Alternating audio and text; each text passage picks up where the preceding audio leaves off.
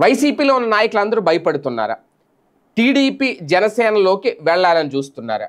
రేపొద్దున్న వైసీపీలో ఇప్పుడు అవినీతి అక్రమాలు పెరిగిపోయినాయి, కేసులు ఎక్కువ పెట్టేస్తున్నారు, కుంభకోణాలు తెగ చేసేశారు, లిక్కర కుంభకోణం, లేదంటే అటవీ భూముల కుంభకోణం, క్వార్జ్ గనుల కుంభకోణం, ఇలా ఒక్కొక్క ఇసుక కుంభకోణం, ఇలా ఒక్కొక్క కుంభకోణాలు చాలా జరిగిపోయినాయి అనుకుంటే దాదాపుగా అందరినీ అరెస్ట్ చేసి లోపలేయాలి.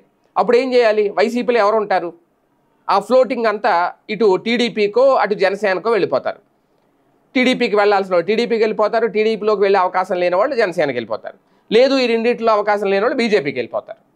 అలాగని చెప్పి వీళ్ళు అవినీతి చేశారు అని భయపడి వెళ్ళిపోయినట్ట అంటే అలా అంటే మరి ఇప్పుడు వరకు వెళ్ళిన వాళ్ళు అంతేనా? ఇప్పుడు ఎంతమంది వెళ్ళిపోయారు వైసీపీ నుంచి? బాలినేని శ్రీనివాసరెడ్డి గారి దగ్గర నుంచి, ఆయన రోసయ్య గారి దగ్గర నుంచి, ఇలాగ వరుసగా సామినేని ఉదయభావన్, ఇలా చాలామంది వెళ్ళిపోయారు. అంటే మరి వీళ్ళందరూ ఏం చేసి వెళ్ళిపోయినట్టు? వీళ్ళందరూ కేసులకు భయపడి వెళ్ళిపోయారా? లేదంటే జగన్ దగ్గర ఉండడం ఇష్టం లేక వెళ్ళిపోయారా? జగన్ నిర్ణయాలు నచ్చక వెళ్ళిపోయారా? లేదంటే వాళ్ళ సేఫ్టీ వాళ్ళు చూసుకున్నారా? రేపొద్దున కూడా ఇదే చర్చ వస్తుంది. రేపొద్దున ఇప్పుడు ఈ కేసులు వ్యవహారం వైసీపీని ఎంతవరకు భయపెడుతుందో, వైసీపీలో ఉన్న నాయకులను ఎంతవరకు భయపెడుతుందో అనేది ఒకటి. ఫ్లోటింగ్ కనుక పెరిగితే రేపొద్దున్న అంటే ఇక వైసీపీ రాదు అధికారంలోకి అనే నమ్మకం, బలమైన నమ్మకం వచ్చేస్తే ఫ్లోటింగ్ ఆటోమేటిక్గా పెరిగిపోద్ది.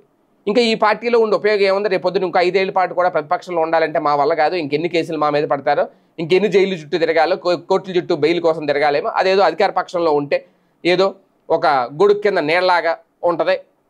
కనీసం జనసేనలో ఉన్న బీజేపీలో ఉన్న పదవి వచ్చినా రాకపోయినా, సీట్ ఇచ్చినా ఇవ్వకపోయినా మా మీద కేసులు అయితే ఉండవు అని ఆలోచిస్తే ఆ ఫ్లోటింగ్ అయితే పెరిగిపోద్ది ఖచ్చితంగా. అయితే ఇప్పుడు ఫ్లోటింగ్ లేదు అంటే జగన్ని, వైసీపీని ఇంకా నమ్ముతున్నారు ఆ నాయకులు అనేది. అంటే ఇవన్నీ అక్రమ కేసులు అని నమ్ముతున్నారు. ఆ ఫ్లోటింగ్ స్టార్ట్ అయితే నమ్మట్లేదు అనేది. ఇది ఖచ్చితంగా రేపొద్దున భవిష్యత్తులో జగన్కు ఒక అతిపెద్ద పరీక్ష అవుతుంది.